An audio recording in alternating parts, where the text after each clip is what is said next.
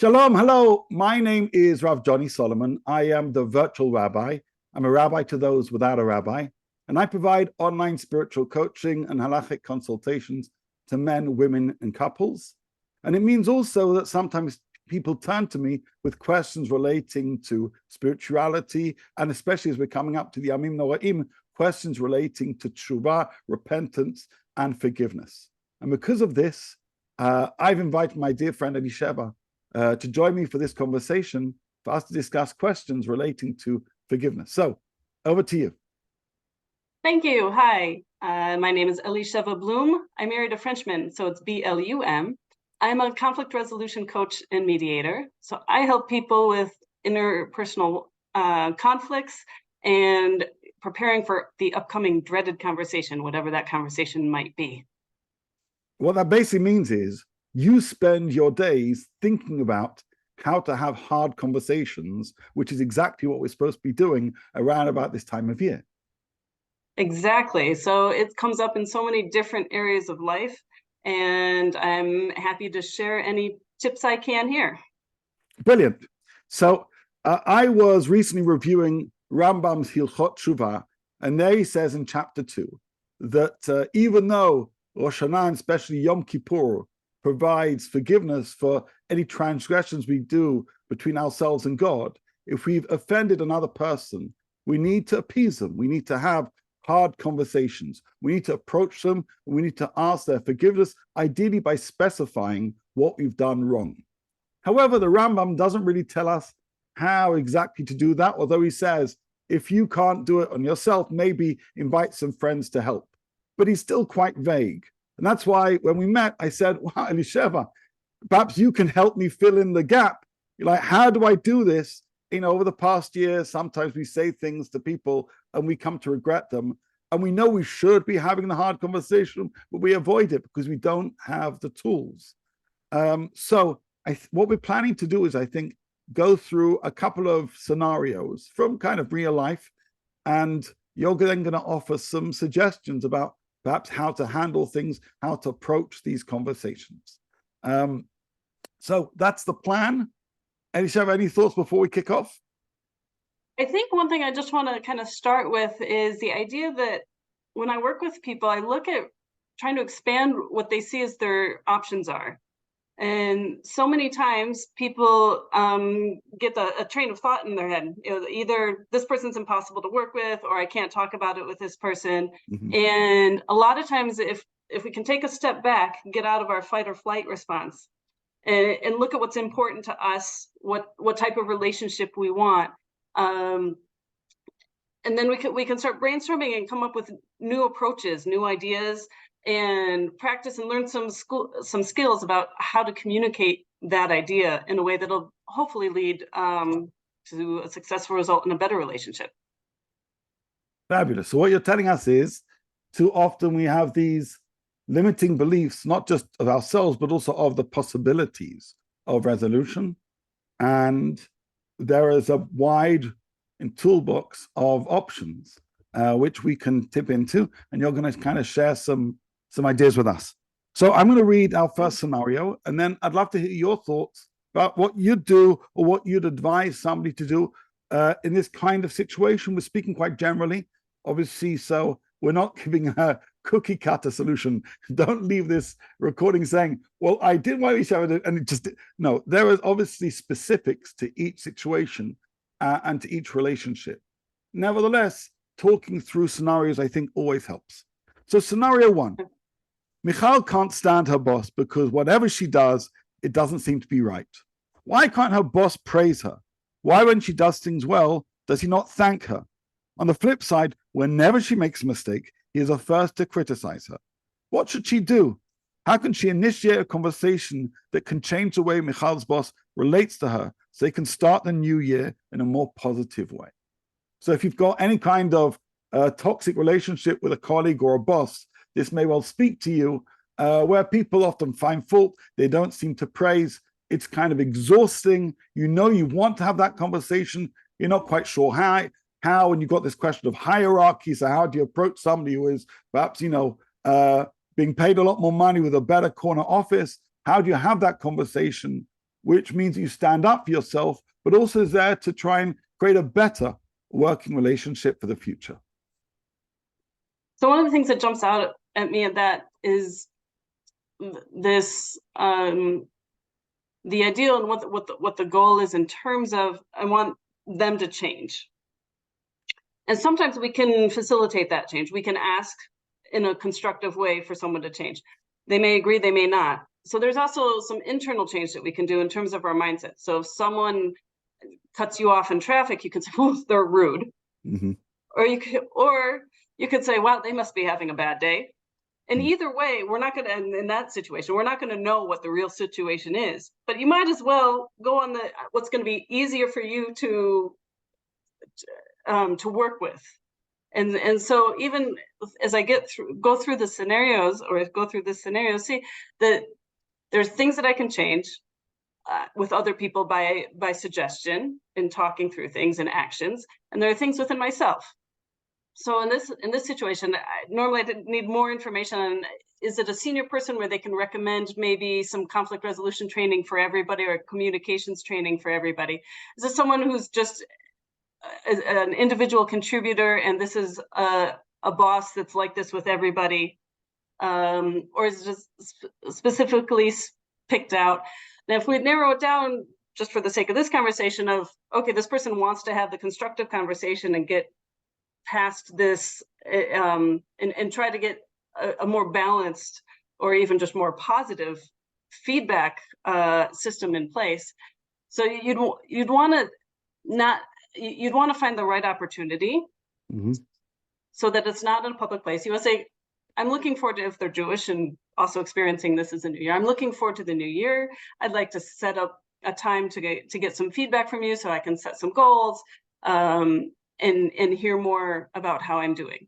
So you can give them a little bit of time to get prepared for this. You have to prepare yourself, because if you're asking for feedback, maybe there are things that you're not meeting expectations with, and that's just part of the job.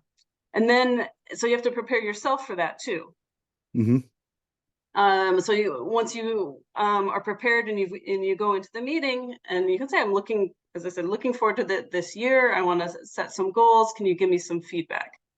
Now, it depends on what the reaction is going to be, and you can kind of think of the gamut of someone going, everything's terrible, or I don't think I need to give you feedback.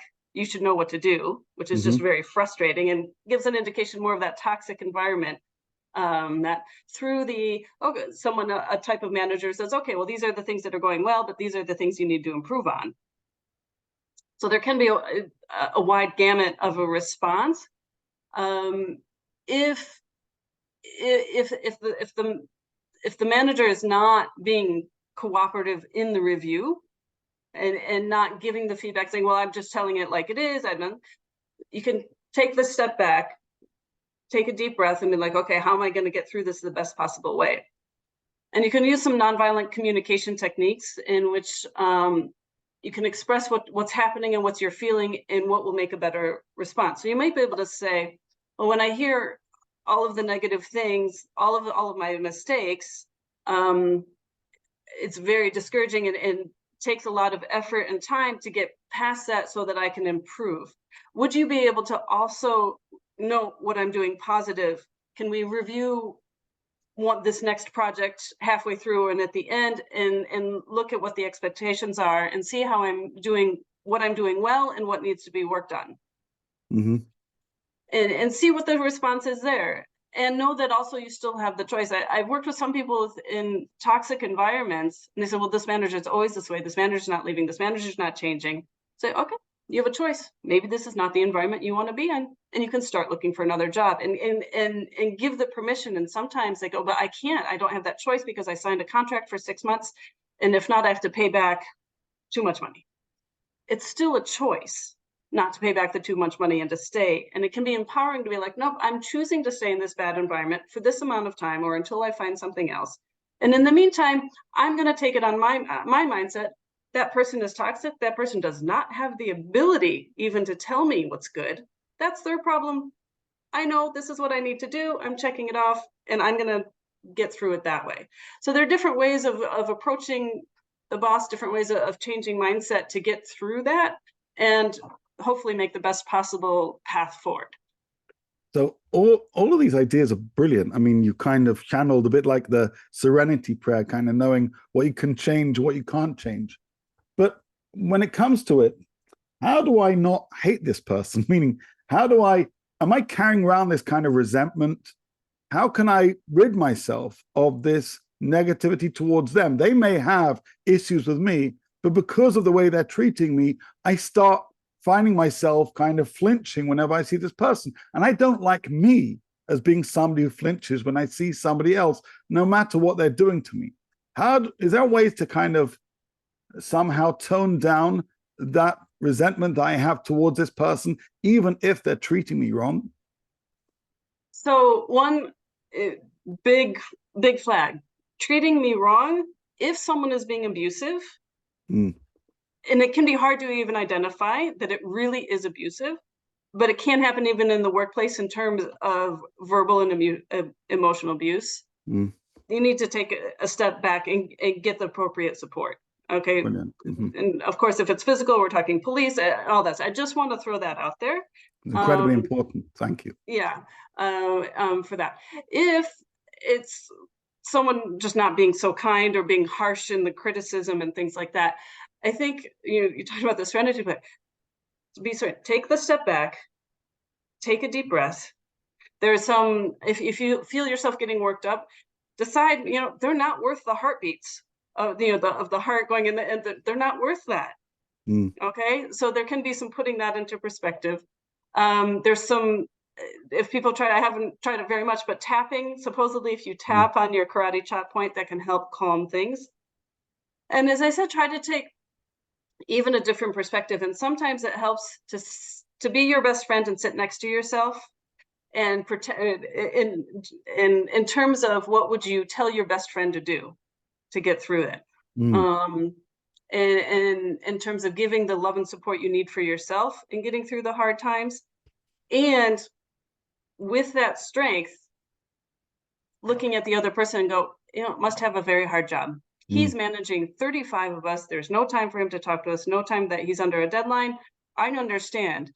And I think even going back to what that meeting could have been with that person, is to even turn it around. And if he's saying everything's going wrong, you can't do anything, it's just too hard to go, I see you're in a difficult position managing so many people. Is there anything I can do to help?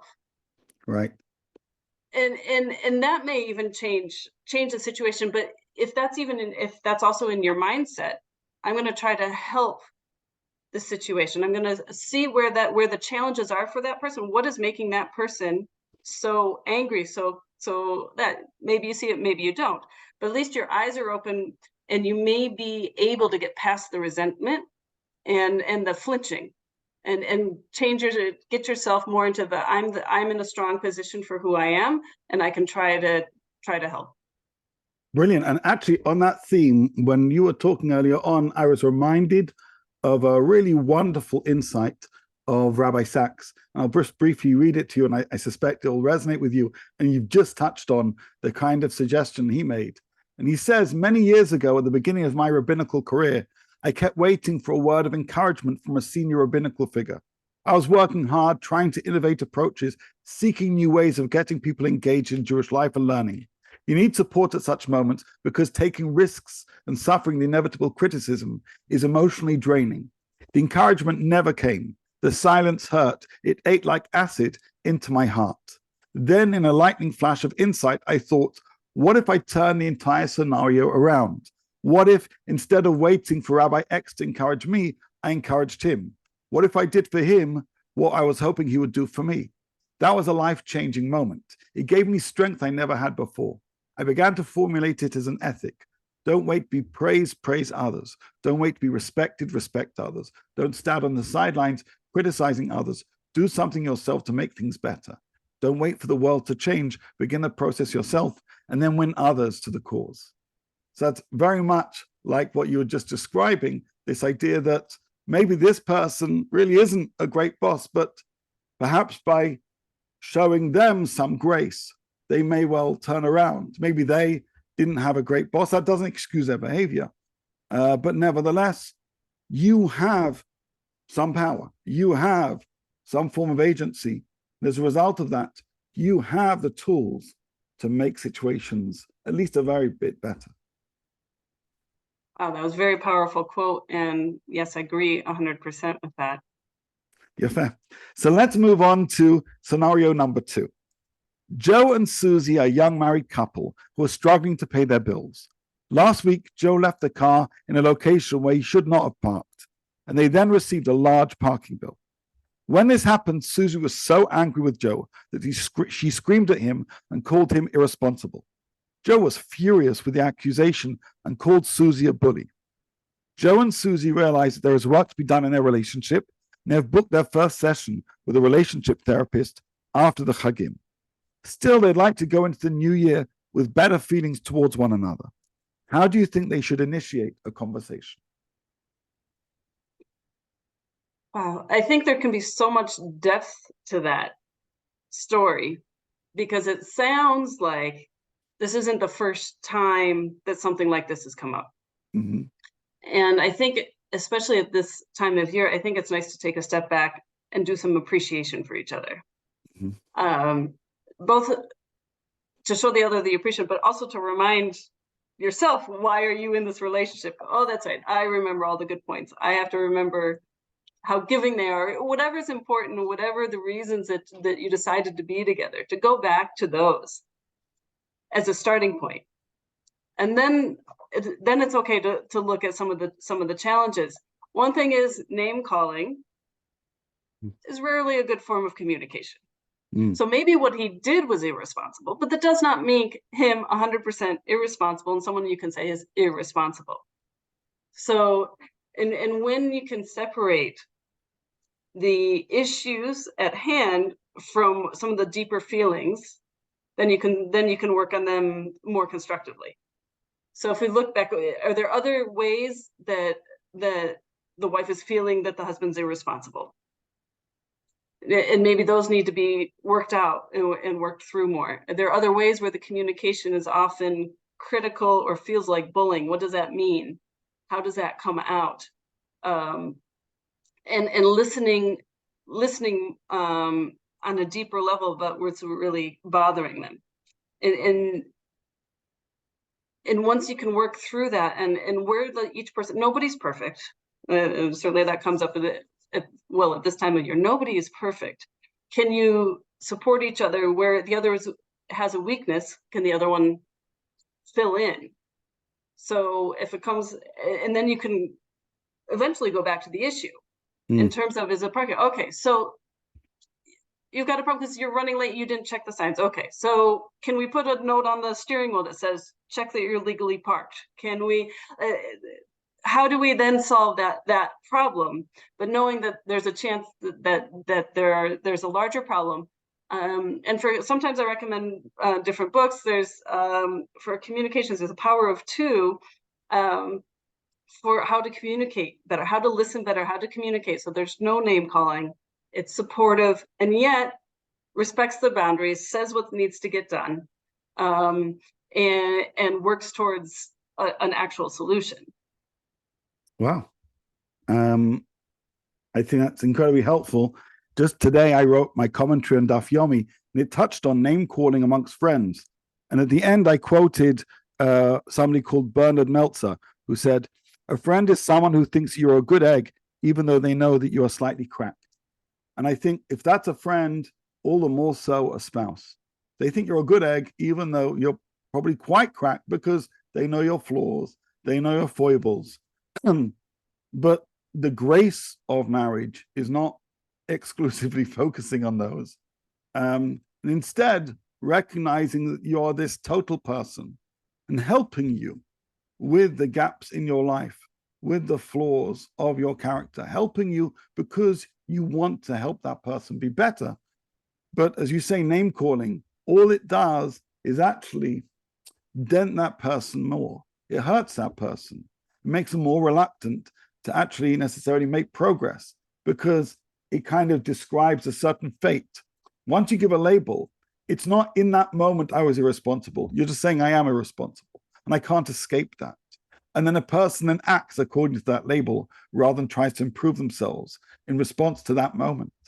So I love the way you described that. And I think a lot of times we think about forgiveness in this time of year, and we think about people outside of our life. We think about friends or neighbors, but actually family is where we often say the most hurtful things and where we can often do the greatest amount of harm.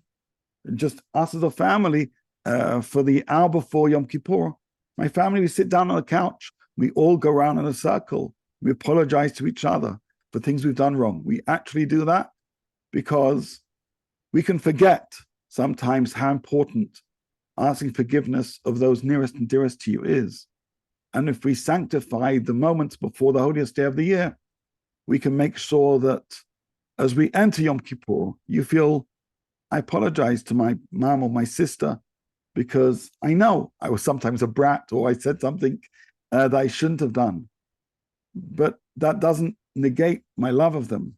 In fact, the very fact I do so highlights how much I appreciate them in my life. Okay. Can I add one thing to that? Yeah, sorry for the cough, by the way. I have often heard of people that, and even preparing for this difficult conversation, because something was they said something that I thought was so awful. And they go to the other person says, I don't even remember you saying that.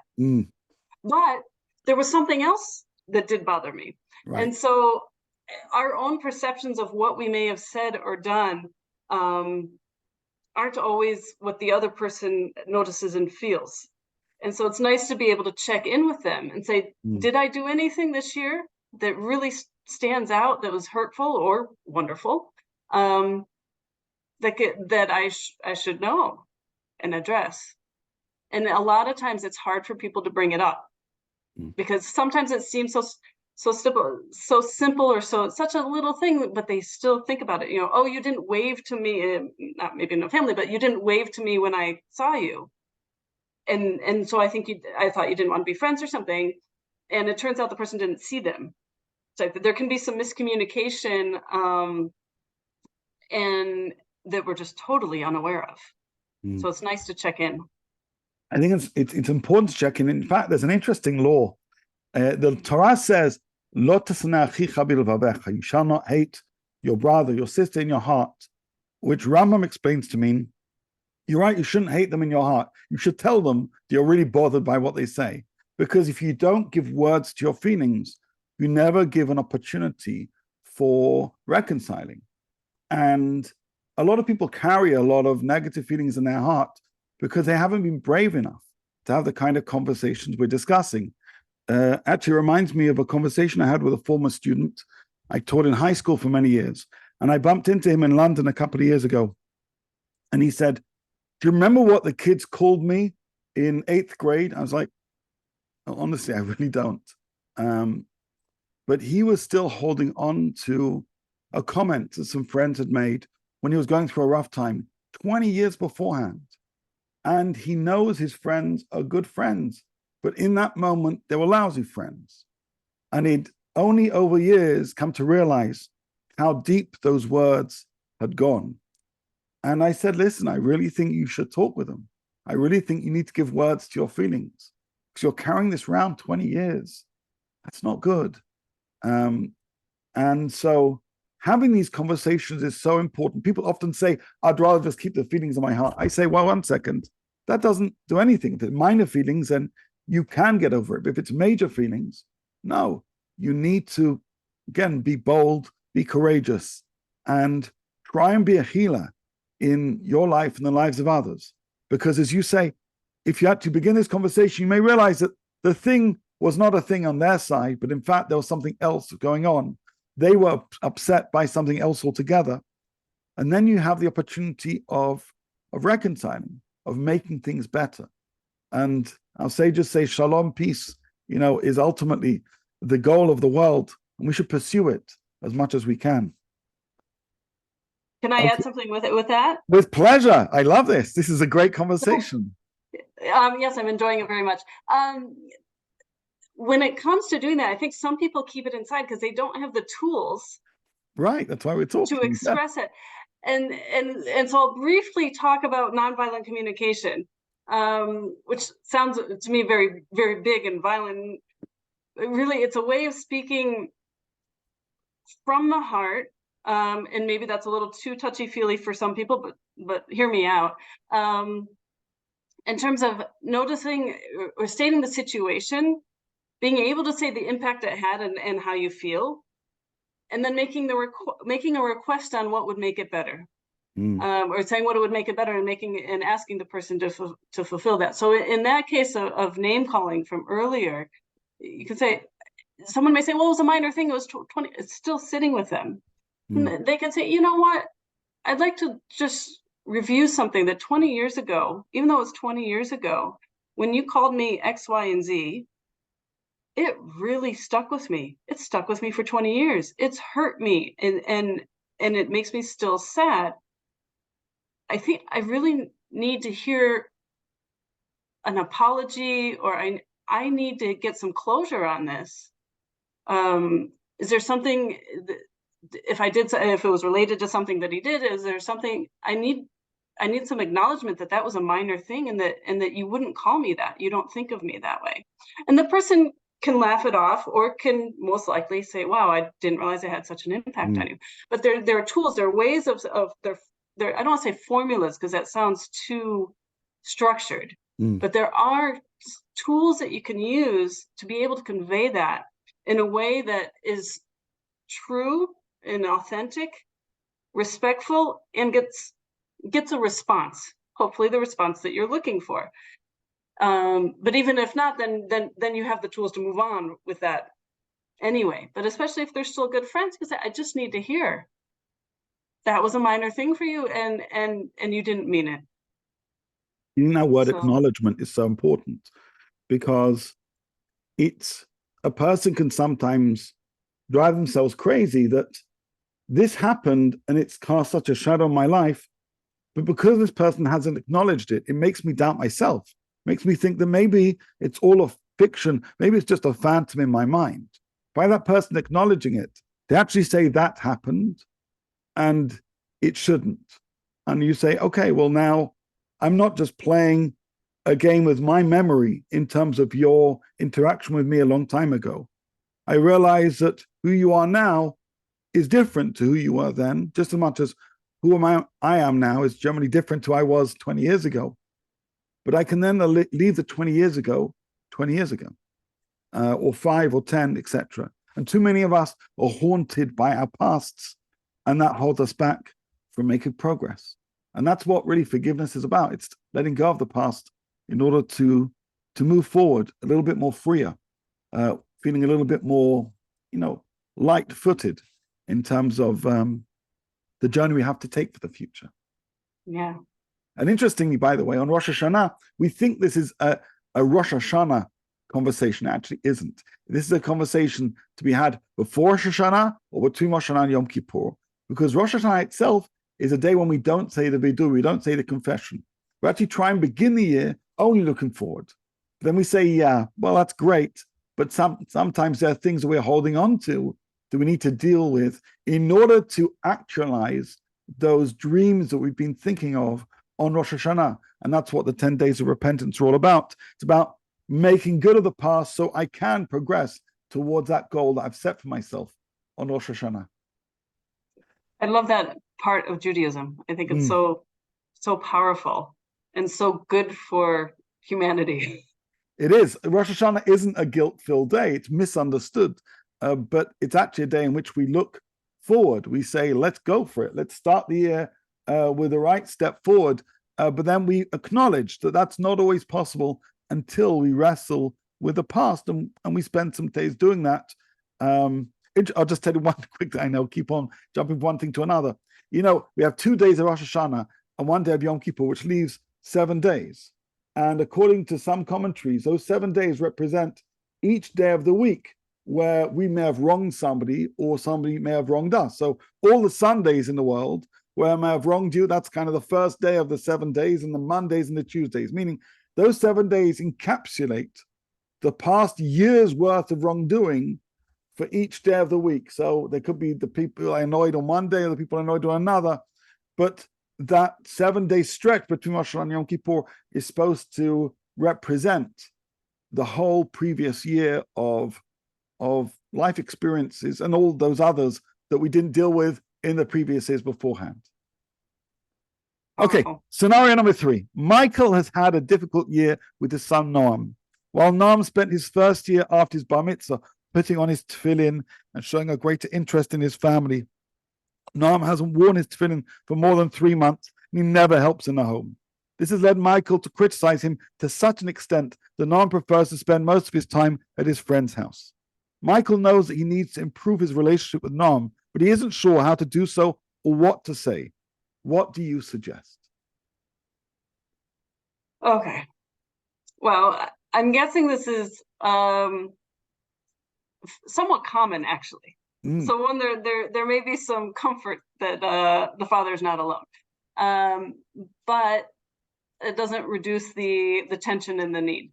I think I'd like to break down kind of the goals and what's important.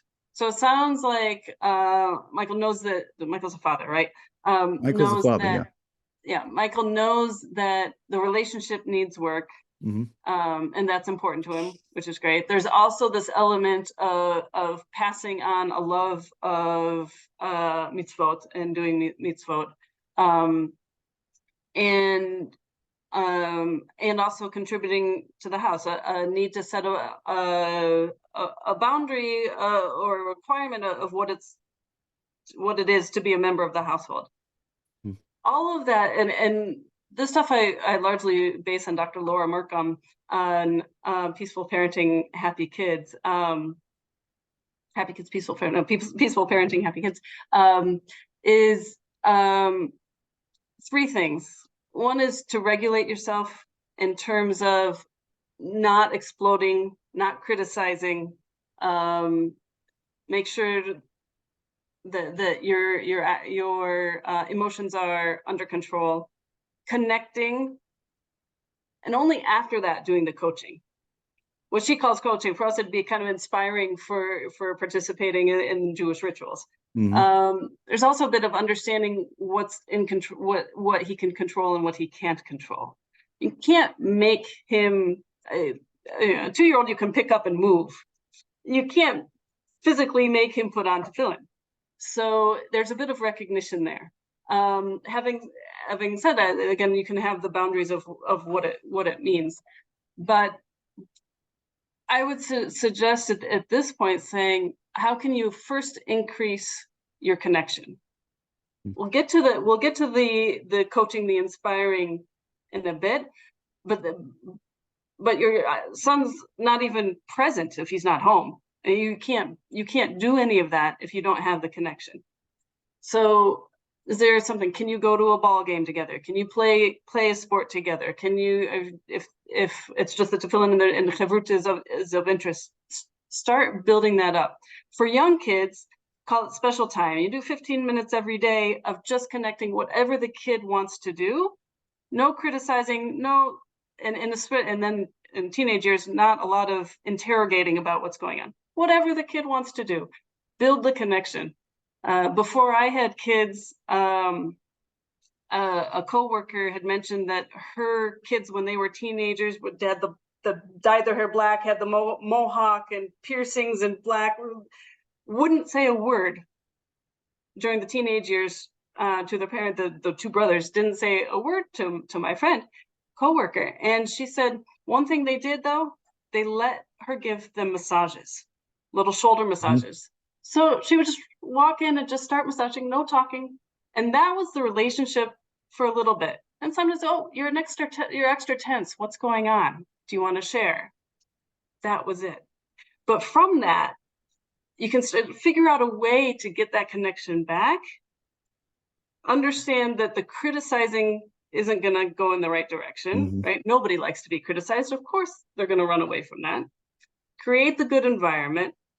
And then you can start building in, okay, also build up the confidence. Dear son, you're a valuable part of this family. And as a valuable part of this family, that means on Fridays, you're also peeling the potatoes and washing this floor. Something small, start with peeling the potatoes or something small and build it up to whatever each person has to decide what they require of their kids in terms of contributing to the household in that way. But I've found actually giving the responsibility, praising for a job well done, it exponentially increases participation. It's been great, to the point that my son texted a picture of an omelet, says, "Can I make you one?" as I was on my way home. Like, just super sweet, that before didn't want to be in the kitchen is now offering to help. And so I think that just reading the regulating so that you're not yelling or criticizing, building that connection in some way, and then slowly bringing in the coaching. And with the tefillin, say, it really would mean a lot to me. Once a week, will you come with me and do that? Or can we do this once a week, once a month, whatever it is, slowly bring it up so that there's still that connection, and let it be a connecting, a building connection event. Can we do this together once every whatever time works for that parent. And hopefully, if the big picture is what's going to happen after he leaves the house. Because if you push it and say, this is what has to happen every day, most likely, if he's not connected to it himself, once he leaves the house, it's not going to continue. Right. I mean, the more I'm thinking, actually, there's not so much of a difference between this case and the first one, because the teenager can feel that everything they're doing, they're being criticized about. They may not be quite feeling the religious groove. Now, they're not participating and contributing enough to the house, and that's wrong. But at the same time, you need to pick your fights, and you also need to know that children change and that their needs change, and perhaps the kind of tasks you're asking them to do is just boring, and you can come up with better tasks. At the same time, it's also important to say, this is what I expect you to do, and that's it. But as you mentioned, they need to hear praise. They need to feel that they're making some kind of contribution to the home. Too often, unfortunately, parents make their positive comments conditional on the religious practice of a kid. And what that does is it generally not only makes the kid feel that the relationship is conditional, but when they give up, and sometimes they do, certain religious practices, they also feel they're losing part of that relationship. And it's really important to know that religious practice should not be a condition for parental love. And I'll give you just one beautiful example. It's something I do, something I read about years ago, and it moved me so much that I try and make it part of my Rosh Hashanah Yom Kippur practice. King David had a rebellious son called Avshalom. He was so rebellious, in fact, that Avshalom tried to kill his father David. So in general, you'd say a son who's so aggressive that he wants to kill his father, then clearly the father's going to say, I'm done with you. But in fact, King David continued to love his son Avshalom, and he cried for his son when Avshalom died, and he cried, B'ni, B'ni, he said actually 8 times, my son, my son. And the rabbis say how beautiful it was that even this son that tried to rebel against him, the father never lost his love. The father was always very clear that he adored his son. Now, Avshalom, he built a monument called Yad Avshalom, actually quite near to the Kotel. And the Rosh Hashiva of the Mir Yeshiva, Rav Chaim Shmulevitz, used to go to Yad Avshalom around about the high holy days.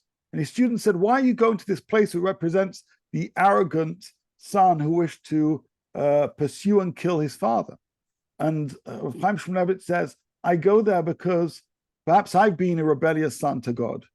And if David could forgive his son Avshalom, I hope God will forgive me. And I go there.